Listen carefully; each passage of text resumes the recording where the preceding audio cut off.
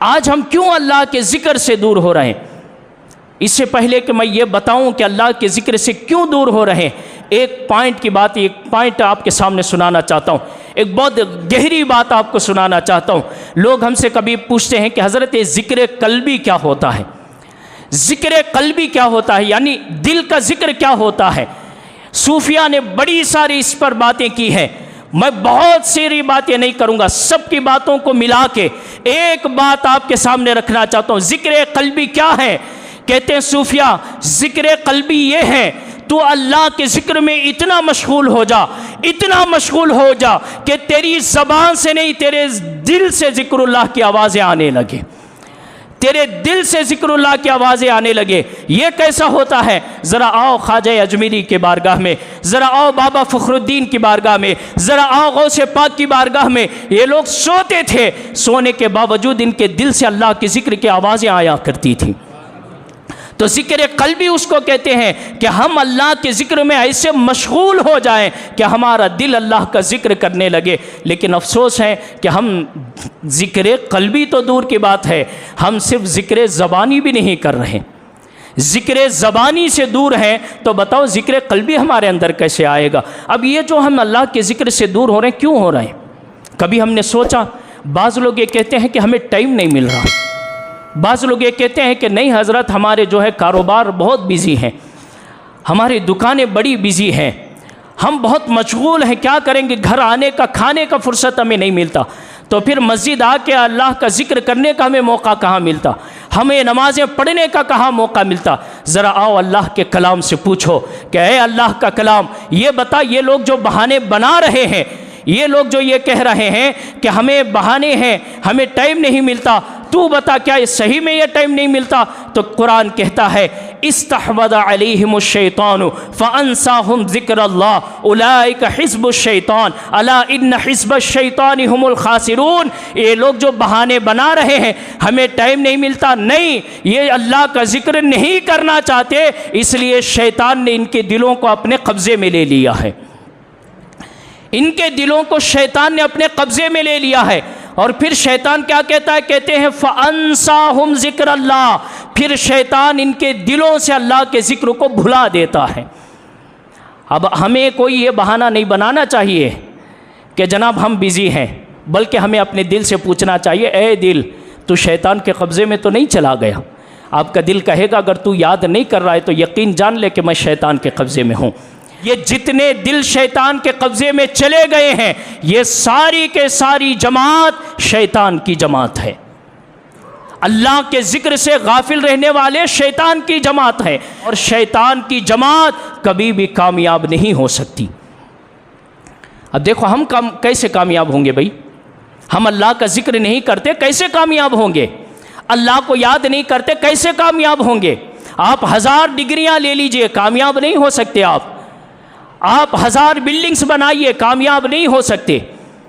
हम अच्छे जो है ना ज़िंदगी के ऐशो आराम रख ले, हमारी ज़िंदगी कामयाब नहीं हो सकती, क्योंकि हम तो शैतान की जमात में जा चुके हैं।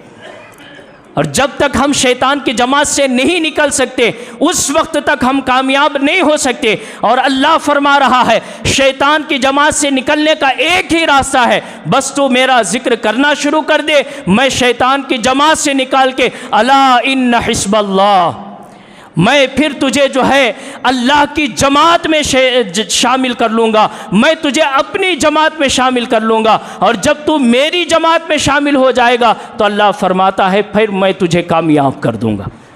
तो मालूम हुआ अल्लाह का ज़िक्र जो है यह अल्लाह की जमात में लेके जाता है, और शैतान के कब्ज़े में उसका दिल होता है जो शैतान के कब्ज़े में चला जाता है। अल्लाह अकबर। एक और हदीस आयत करीमा सुनिए, फ़अअरिद अम्मन तवल्ला अन ज़िक्रिना वलम युरिद इल्लल हयातद दुनिया। अल्लाह इरशाद फरमाता है जो अल्लाह के ज़िक्र से गाफिल है, फरमाता है किससे? अपने हबीब से। मैं उन आशिकों से कह रहा हूँ जो वलियों के आशिक हैं, मैं उन आशिकों से कह रहा हूँ जो नारे लगाते हैं कि गौस के दामन नहीं छोड़ेंगे, कल क़यामत के दिन गौसे पाक बख्शा लेंगे। मैं उन आशिकों से कह रहा हूँ जो नारे लगाते हैं कि हम फ़लाँ वली के दामन में है, फ़लाँ वली बख्शा लेंगे। अब मैं उनसे कह रहा हूँ जो नमाज़ें छोड़ के जो है सिर्फ नारे लगाते घूमते हैं।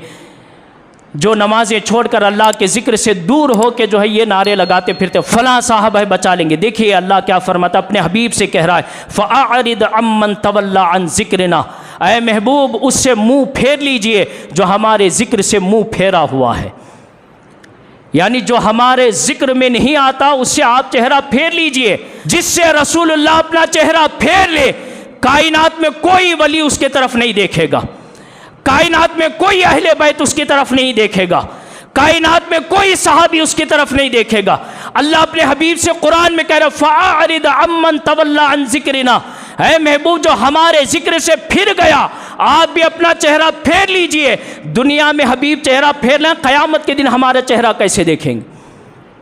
फिर कौन सी झूठी नारे हम लगाते फिरते हैं? कौन बचाने वाला जब अल्लाह के नबी चेहरा फेर लें? और अल्लाह इरशाद फरमाता, वलम युरिद इल्लल हयात दुनिया, वो क्यों अल्लाह के ज़िक्र से मुंह फेरे हैं? अल्लाह कहता सिर्फ दुनिया के लिए, दुनिया के लिए उन्होंने मेरे ज़िक्र से मुंह फेर लिया। आज देखो हमारे बहाने हैं, दुकान है हमारा, कारोबार है हमारा, ज़िंदगी है हमारी, बीवी बच्चे हैं हमारे, ठीक है, ये सारी दुनिया है, इन्हीं के लिए तूने ये किया था ना। अल्लाह के ज़िक्र से गाफिल क्यों था? दुकान की वजह से, नौकरी की वजह से और बीवी बच्चों की वजह से अल्लाह के ज़िक्र से गाफिल था। कल क़यामत के दिन अल्लाह कहेगा, महबूब यहाँ भी चेहरा फेर लीजिए। अब हम देखते हैं कि दुनिया कितनी उसकी मदद करती है। कोई नहीं होगा मदद करने वाले। इसलिए मैं सुन्नियों से कहता हूँ, सुन्नियों झूठे नारे लगाना छोड़ दीजिए, पक्के नमाजी बनिए। और ये मत कहिएगा मुझसे, और मैं तो पहले ही बोल चुका हूँ कि खुल्लम खुल्ला बोलने वाला हूँ, ये मत कहिएगा कि जनाब 11वीं के चरागे लगाते चले जाएंगे, हुजूर मुंह फेर लेंगे। ये मत कहिएगा कि हम जो है ना पूरे अंक की ईद करते चले जाएंगे, हुजूर चेहरा फेर लेंगे। ये मत कहिएगा कि हम झंडे लगाते हैं इसलिए बच जाएंगे, हुजूर चेहरा फेर लेंगे। जब अल्लाह का जिक्र ही हम नहीं करेंगे, हुजूर चेहरा फेर लेंगे। कौन है भाई, क्या चीज़ है जो हमें बचाने वाली है? आओ अल्लाह के ज़िक्र की तरफ। जब तक हमारे अंदर अल्लाह का जिक्र नहीं आएगा कोई बचाने वाला नहीं। आखिरी आयत करीमा सुना के तकरीर ख़त्म करूँ। अल्लाह फरमाता है, वमन अअरद अन ज़िक्री फ़इन्न लहू मईशतन दनका व नहशुरुहु यौमल क़ियामति आमा। अल्लाह फरमाता है कि ऐ महबूब इनसे कह दीजिए जो मेरे ज़िक्र से मुँह फेर लिया, जो दुनिया में मेरे ज़िक्र से दूर रहा, मुझे याद नहीं करता था, फ़इन्न लहू मईशतन ज़नका, अल्लाह फरमाता है हम उसकी ज़िंदगी भी तंग कर देंगे, उसकी कब्र भी तंग कर देंगे, उसकी हश्र भी तंग कर देंगे। अब बताओ, अल्लाह जिसको तंग कर दे, किसके अंदर इतनी हिम्मत है उसकी ज़िंदगी को बढ़ावा दे? फिर आप 1000 मरतबा वलियों के सामने हाथ उठाए, फ़ायदा मिलने वाला नहीं। वली भी कहता है जाके पहले कुरान की आयत पढ़ के आ, तो अल्लाह के ज़िक्र से दूर है, मेरे पास आके सब लेना चाहता है। जाके पहले अल्लाह का जिक्र करके आ। ज़रा गरीब नवाज़ की सूरत तो देखिए ना, गरीब नवाज़ हिंदुस्तान के राजा है, हम सब के ख्वाजा हैं। ज़रा गरीब नवाज़ दाता गंज बख्श अली हुजवेरी की बारगाह में गए थे मज़ार पे, पैगाम क्या दिया? वहाँ जाके खाना बनाते नहीं बैठ गए थे गरीब नवाज़, दाता गंज बख्श अली हुजवेरी के मज़ार पे बैठ के गरीब नवाज़ वहाँ बातें करते नहीं बैठ गए थे। वहाँ इसलिए नहीं गए थे यहाँ मैं रात सोने के लिए जा रहा हूँ। वहाँ क्यों गए थे? आपका दिन रात अल्लाह के ज़िक्र में गुजरता था, और जब दिन रात अल्लाह के ज़िक्र में गुजरा, 40 दिन हुए, दाता गंज बख्श अली हुजवेरी की मज़ार से आवाज़ आई कि ए ख्वाजा जा, हमने तुझे हिंदुस्तान के सारे ख्वाजाओं का बादशाह बना दिया है। अल्लाह के ज़िक्र से वलियों के पास फैज़ मिलता है। खाना बनाने के लिए जाएंगे तो वहाँ फैज़ नहीं मिलता, बाल कटाने के लिए जाएंगे तो फैज़ नहीं मिलता, बकरे काटने के लिए जाएंगे तो फैज़ नहीं मिलता, वहाँ फिर किसी और के लिए जाएंगे फैज़ नहीं मिलता। वहाँ जाओ सिर्फ इस नीयत से कि मैं अल्लाह के ज़िक्र करने के लिए अल्लाह के वली की बारगाह में जा रहा हूँ। फिर अल्लाह कहता है व नहशुरुहु यौमल क़ियामति आमा, और फिर क़यामत के दिन हम उसको अंधा बना के उठाएंगे। वो क़यामत के दिन जब उठेगा वो कहेगा, मौला मैं तो दुनिया में बहुत अच्छा था, मैं तो चश्मा भी नहीं लगाता था, मेरी आंखें बड़ी रोशन थी, दूर तक मैं देख लेता था, लेकिन आज क्या हो गया? मैं अंधा हो गया हूँ। आज मेरी आंखें क्यों चली गई?